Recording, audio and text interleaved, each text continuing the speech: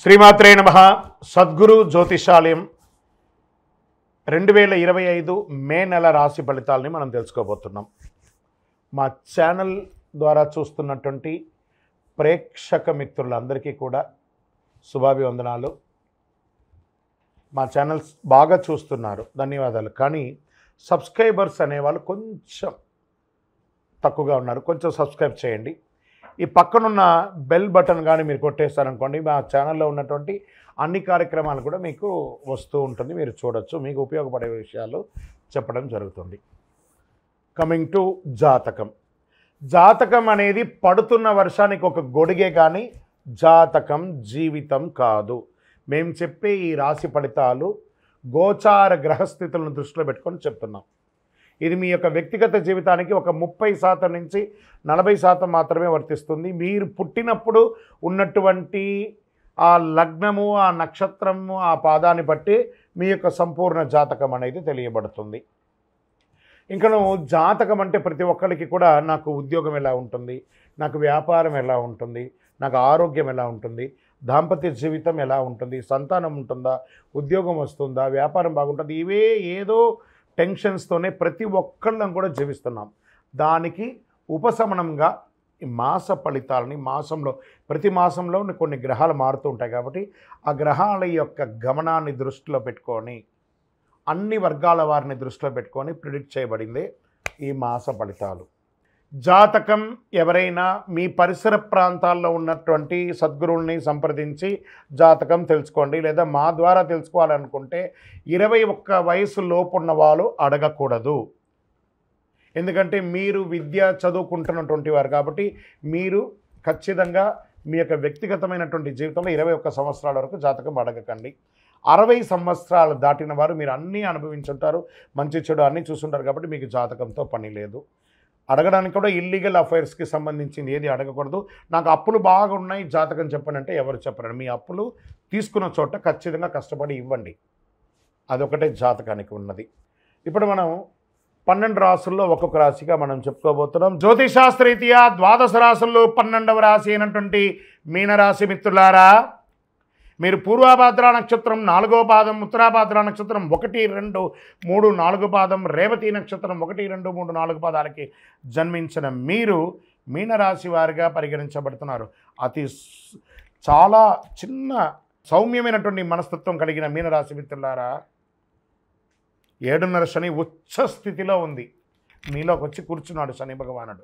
నెత్తి మీద కూర్చున్నాడు, నాలుక మీద కూర్చున్నాడు, పాదాల మీద కూర్చున్నాడు. జాగ్రత్త జాగ్రత్త జాగ్రత్త. మీకు ఈ యొక్క శరీరానికి సంబంధించినటువంటి వస్తువులు కొనుక్కోవడం, లేదా ఈ యొక్క ఫేషియల్కి సంబంధించి కెమికల్ రిలేటెడ్గా కొనుక్కునేవి, ఆభరణానికి సంబంధించినవి లేదా అలంకార వాటి వల్ల రియాక్షన్స్ వచ్చే అవకాశాలు ఉంటాయి. జాగ్రత్త మీనరాశి మిత్రులారా. హెచ్చుతగ్గులు చాలా ఉంటుంది ఈ నెల. నిదానంగా ఆలోచించి నిర్ణయం తీసుకోండి. మీ జీవితానికి కావలసిన ఒక మెట్టు ఎక్కేటప్పుడు వివాహం చేసుకునే వాళ్ళు జాగ్రత్త పడండి. కుజుడు బలహీనమైన 5వ ఇంట్లో ఉంటాడు, శని 1వ ఇంట్లో ఉన్నాడు.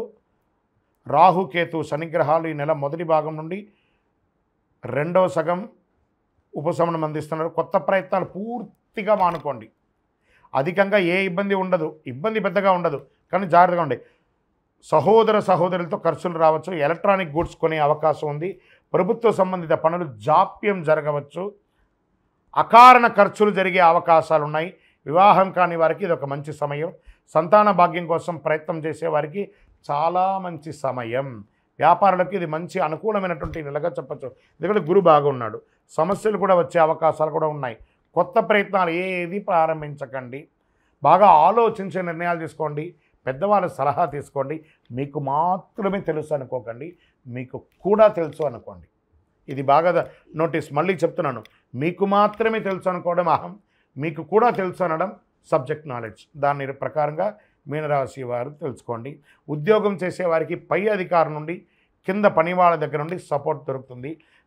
ఉద్యోగం చేసే స్త్రీ పురుషులు యోగం, చాలా యోగం, అద్భుతమైనటువంటి యోగం ఉంటుంది. వ్యాపారం చేస్తే స్త్రీలకి, ఎంటర్ప్రెనర్కి ఉన్నతమైనటువంటి అవకాశాలు రాబోతున్నాయి.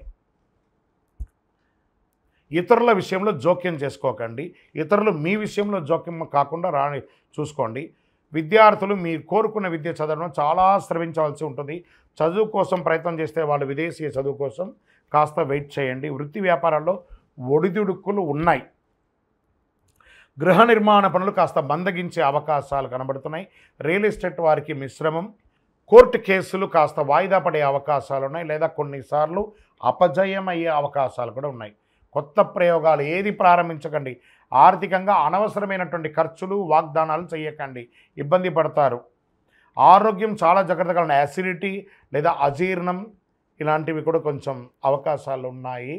జాగ్రత్త. కాలేయ సంబంధిత వ్యాధులు కూడా వచ్చే అవకాశాలు ఉన్నాయి, జాగ్రత్త పడండి. రాజకీయ నాయకులకి ఇది ఒక గడ్డు కాలం. సైలెంట్గా ఉండండి. ప్రజాక్షేత్రంలో వెళ్ళేటప్పుడు ఎంతలో ఉండాలో అంతలోనే ఉండండి. తస్మాత్ జాగ్రత్త. దస్తావేజులు జాగ్రత్త. షేర్ మార్కెట్ అస్సలు ముట్టుకోకండి. వ్యవసాయదారులకి మిశ్రమం. మీడియా రంగం వారికి మిశ్రమం. ఇంకా ఐటీ రంగం వారికి స్ట్రెస్ స్ట్రెస్ స్ట్రెస్, జాగ్రత్త. స్పోర్ట్స్ వాళ్ళకి చాలా బాగుంది. సర్వీస్ సెక్టార్లో ఉన్న డాక్టర్, అడ్వకేట్స్, టీచర్స్, ప్రొఫెసర్స్, తర్వాత పోలీస్ డిపార్ట్మెంట్ లేదా డిఫెన్స్ వీళ్ళకందరికీ చాలా బాగుందని కూడా చెప్పచ్చు. సివిల్ సర్వీస్లో ఉన్న వాళ్ళకందరికీ కూడా మంచి మంచి సమయం అని చెప్పచ్చు. మీకు అదృష్టమైనటువంటి రోజులు మే 1, 4, 6, 8, 11, 14 ఈ రోజులంతా మీకు కలిసి వస్తుంది. అదృష్ట సంఖ్య 1 మరియు 3. చంద్రాష్టమం మే 10 నుండి 11, 12, 13వ తారీఖున తెల్లవారుజామున వరకు ఉంటుంది. జాగ్రత్త పడండి. 2.5 రోజులు చాలా జాగ్రత్తగా ఉండాలి. పరిహారం, నవగ్రహాలకి ప్రతిరోజు 19 ప్రదక్షిణాలు తప్పదండి.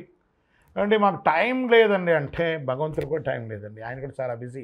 మీరు ప్రదక్షిణ చేయకపోతే మీకు పనిష్మెంట్ ఇస్తాడని కాదట, కాస్త ఉపశమనం. ఆ భగవంతుడి దగ్గర ఒక ప్రార్థన, ఒక రిక్వెస్ట్. మనం ఎవరి దగ్గర ప్లీజ్ అంటాం కదా, అలా అక్కడ పోయి భగవంతుడి దగ్గర ప్లీజ్ అండి, మనుషుల దగ్గర కాదు. ఖచ్చితంగా మీనరాశి మిత్రులారా, మీ ఆరోగ్యం జాగ్రత్త. మీ నోరు అదుపులో ఉంచుకోండి. మళ్ళీ చెప్తున్నాను, మీకు మాత్రమే తెలుసు వేరు, మీకు తెలుసు వేరు. అది దాన్ని దృష్టిలో పెట్టుకోండి. శనేశ్వరుని ప్రసన్నం చేసుకోవాలి. కాస్మెటిక్స్కి దూరంగా ఉండండి. అన్ని రకాలుగా జాగ్రత్తగా ఉండాలి. మీ యొక్క కులదైవం, ఇష్టదైవం దగ్గరికి పోయి మీ వయస్సు ఎంత ఉందో నెలకొకసారి దీపం వెలిగించండి. అతి శక్తివంతమైనటువంటి కరుంగాళిమాల మీకు 7.5 శని నడుస్తుంది. జమ్మి చెట్టు, శని భగవానుని యొక్క చెట్టు. ఆ జమ్మి చెట్టే కరుంగాళి. దాన్ని మీరు తప్పకుండా ధరించండి. స్త్రీ పురుషులు ఎవరైనా కూడాను ఆరోగ్యంగా ఉంటారు, శని ప్రీతి పొందుతారు, అన్ని రకాలుగా విజయం సాధిస్తారు. ఇంకనూ మీ వ్యక్తిగత జాతకం తెలుసుకోవడానికి ఈ కింద కనబడుతున్న నంబర్కి మీ యొక్క పేరు, date of birth, time of birth, place of birth WhatsApp చేయండి. విజయోస్తు. ద్వాదశ రాసుల్లో ఉన్నటువంటి మిత్రులారా, మీరందరూ కూడాను ఆయురారోగ్య, ఐశ్వర్య, భోగభాగ్యాలతో ఉండాలని అఖిలాండ కోటి బ్రహ్మాండ నాయకుడు శ్రీ ధర్మశాస్త్ర అయ్యప్ప స్వామి వారిని 18 అవతారాలుగా కొలువైనటువంటి స్వామివారు జీవలింగేశ్వర స్వామి సన్నిధానం జీవకోణ తిరుపతిలో ఉన్నటువంటి బ్రహ్మశ్రీ డాక్టర్ చంద్రమౌళి గురుస్వామి గారు నిర్మించిన దేవాలయంలో మీకోసం ప్రార్థన చేస్తాం. మీరు క్షేమంగా ఉంటారు.